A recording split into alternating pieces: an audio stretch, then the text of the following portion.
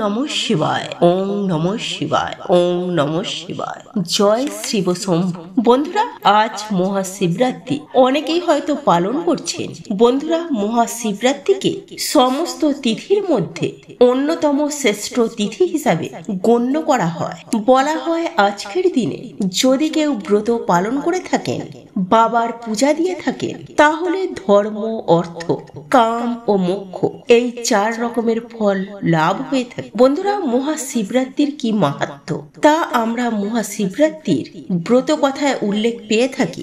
মহাশিবরাত্রি করলে আসলে কি হয়, মহাশিবরাত্রি কিভাবে করতে হয়, এই সমস্ত কিছুই মহাশিবরাত্রির ব্রত কথায় উল্লেখ করা হয়েছে। আর আপনারা নিশ্চয়ই জানেন, যারা মহাশিবরাত্রির ব্রত করছেন তাদের ব্রত ততক্ষণ পর্যন্ত না সম্পূর্ণ হয় যতক্ষণ না পর্যন্ত মহাশিবরাত্রির ব্রত কথা শ্রবণ না করা হয়। তাই আজকের দিনে যতবার আপনি এই ব্রত কথা শ্রবণ করবেন, ততবার এক পরম শক্তির অনুভব করবেন। তাই বারবার এই মহাশিবরাত্রির ব্রত কথা শ্রবণ করে নিজের মধ্যে সংযম, শক্তি এবং ভক্তি ভাবকে জাগ্রত করুন।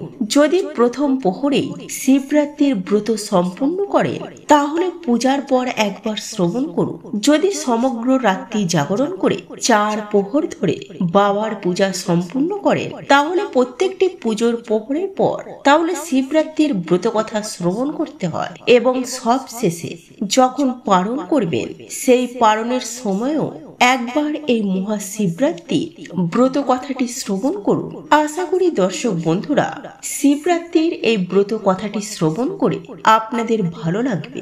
শুরু করছি মহাশিবরাত্রির ব্রত কথা। ওম নমঃ শিবায়, ওম নমঃ শিবায়, ওম নমঃ শিবায়। জয় শিব শম্ভু। মহাশিবরাত্রির ব্রত কথা পুরাকালের কথা। তখন কৈলাস পর্বতের শিখর ছিল সর্বরত্নে অলঙ্কিত, ছিল ছায়া সুনিবি, ফুলে ফলে শোভিত বৃক্ষ, লতা ও গুল্মে ঢাকা, পারিজাত সহ অন্যান্য পুষ্পের সুগন্ধে চারিদিক থাকতো আমোদিত। এখানে সেখানে দল বেঁধে নৃত্য করে বেড়াতো অপ্সররা। ধ্বনিত হতো আকাশ গঙ্গার তরুণ নিদান। ব্রহ্মর্ষি ঋষিদের কণ্ঠ থেকে শোনা যেত বেদ ধ্বনি। এই কৈলাস শিখরে শিব এবং পার্বতী দেবী বাস করতেন। গন্ধর্ব, সিন্ধু, চারণ প্রভৃতি তাদের সেবা করত। পরম সুখে ছিলেন শিব পার্বতী। একদা পার্বতীর শিবকে প্রশ্ন করলেন, ভগবান, আপনি ধর্ম, অর্থ, কাম ও মোক্ষদাতা। আপনি কোন ব্রত বা তপস্যায় সন্তুষ্ট হন? দেবী পার্বতীর কথা শুনে ভগবান শিব বললেন, দেবী, ফাল্গুন মাসের কৃষ্ণপক্ষের চতুর্দশী তিথির রাত্রিকে শিবরাত্রি বলা হয়। এই রাত্রিতে উপবাস করলে আমি অত্যন্ত সন্তুষ্ট হই। স্নান, বস্ত্র, ধূপ, পুষ্প ও অর্চনায় আমি যতটুকু সন্তুষ্ট হই, তার থেকে বেশি সন্তুষ্ট হই শিবরাত্রির উপবাসে।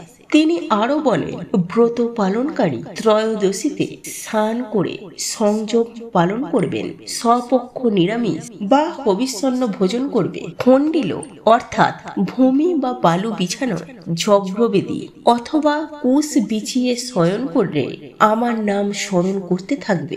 রাত্রি শেষ হলে শয্যা ত্যাগ করে প্রাতঃ ক্রিয়াদি করবে, অন্যান্য আবশ্যক কার্যকারী করবে। সন্ধ্যায় যথাবিধি পূজাদি করে বিল্বপত্র সংগ্রহ করবে। তারপর নিত্য ক্রিয়াদি করবেন। অতঃপর স্খণ্ডিলে অর্থাৎ যজ্ঞ বেদিতে, সরোবরে বা প্রতীকে বা প্রতিমায় বিল্বপত্র দিয়ে আমার পূজা করবে।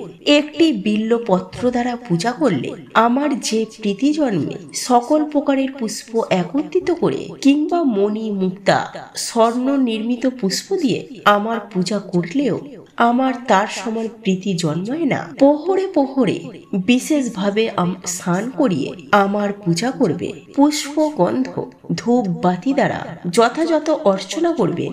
প্রথম প্রহরে দুগ্ধ, দ্বিতীয় প্রহরে দুধি, তৃতীয় প্রহরে ঘৃত এবং চতুর্থ প্রহরে মধু দিয়ে আমাকে স্নান করাবে এবং পূজা করবে। এছাড়াও যথাশক্তি নিত্য গীতাদি দ্বারা আমার প্রীতি সম্পাদন করবেন। হে দেবী, এই হলো আমার প্রীতিকর ব্রত। এই ব্রত করলে তপস্যা ও যজ্ঞের পূর্ণ লাভ হয় এবং 16 কলায় দক্ষতা জন্মায়। এই ব্রতের প্রভাবে সিদ্ধি লাভ হয়। অভিলাষী ব্যক্তি সপ্ত দীপা পৃথিবীর অধীশ্বর হয়। শিব পার্বতীকে আরো বলেন। এবার শিব চতুর্দশী তিথিতে মাহাত্ম্য বলছি শোনো। একদা সর্বগুণযুক্ত বারাণসী পুরীতে ভয়ঙ্কর এক ব্যাধ বাস করত।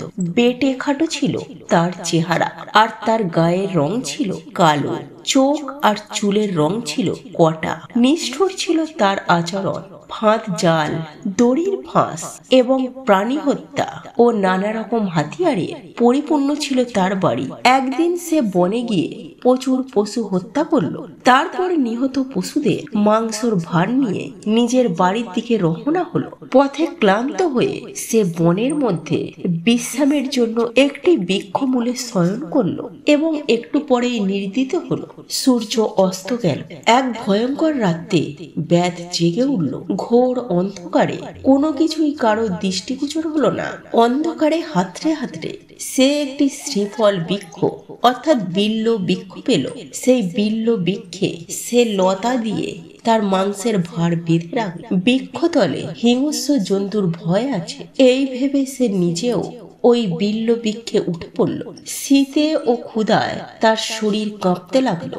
এভাবে সে সারা রাত শিশিরে ভিজেই জেগে থাকলো। দৈববশত বিল্ল বৃক্ষ মূলে ছিল আমার একটি প্রতীক অর্থাৎ শিবলিঙ্গ, আর সেই দিনটি ছিল শিব চতুর্দশী। আর ব্যাধ সেই রাত্রি কাটিয়েছিল সম্পূর্ণ উপবাসে।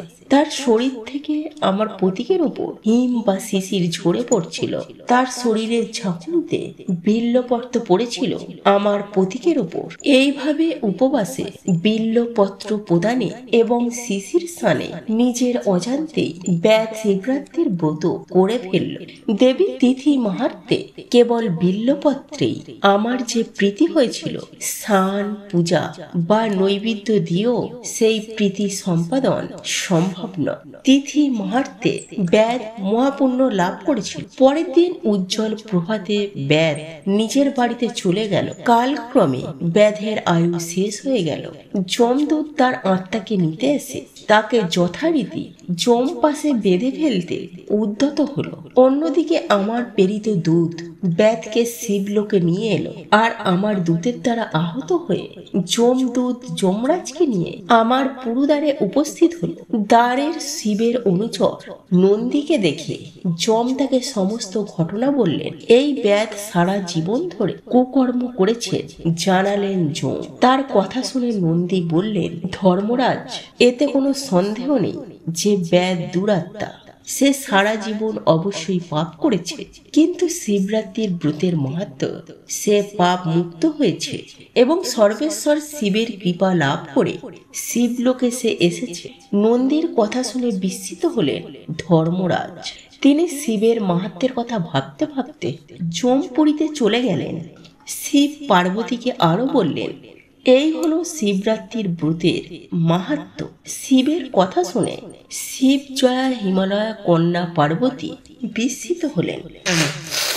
তিনি শিবরাত্রির ব্রতের মাহাত্ম্য নিকটজনের কাছে বর্ণনা করলেন। তারা আবার তা ভক্তি ভরে জানালেন পৃথিবীর বিভিন্ন রাজাকে।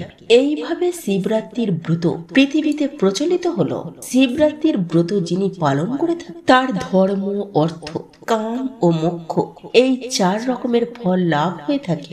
আশা করি দর্শক বন্ধুরা মহাশিবরাত্রির এই ব্রত কথাটি শ্রবণ করে আপনাদের ভালো লেগেছে। ভালো লাগলে লাইক করবেন, পারলে শেয়ার করবেন এবং আজ এই মহাশিবরাত্রির দিন শিব চালিসা, শিবের 8শততর নাম, মহামৃত্যুঞ্জয় মন্ত্র, এই সমস্ত শিব সম্পর্কিত বিষয়গুলি যতবার আপনি শ্রবণ করবেন ততবার দেখবেন এক পরম শান্তি অনুভব করবেন। আর আজকের দিনে এগুলি অবশ্যই শ্রবণ করতে হয়। সকলেই এই মহাশিবরাত্রির ব্রত সম্পূর্ণভাবে পালন করুন। ভিডিওটি কেমন লাগলো তা কমেন্ট করে অবশ্যই নিজের মতামত জানাবেন। ভালো লেগে থাকলে অবশ্যই একটি লাইক করবেন। কমেন্টে ভক্তি, ভালোবাসা ও শ্রদ্ধার সহিত জয় মা লক্ষ্মী দেবীর জয় বা জয় শ্রীকৃষ্ণ রাধে রাধে একটি বারের জন্য হলেও লিখে যাবার জন্য অনুরোধ জানাচ্ছি। আর আপনি যদি আমাদের চ্যানেলে নতুন দর্শক হয়ে থাকে তো বিশেষভাবে অনুরোধ করব চ্যানেলটি অবশ্যই সাবস্ক্রাইব করে পাশে থাকা নোটিফিকেশন বেল আইকনটি অন করে রাখবেন।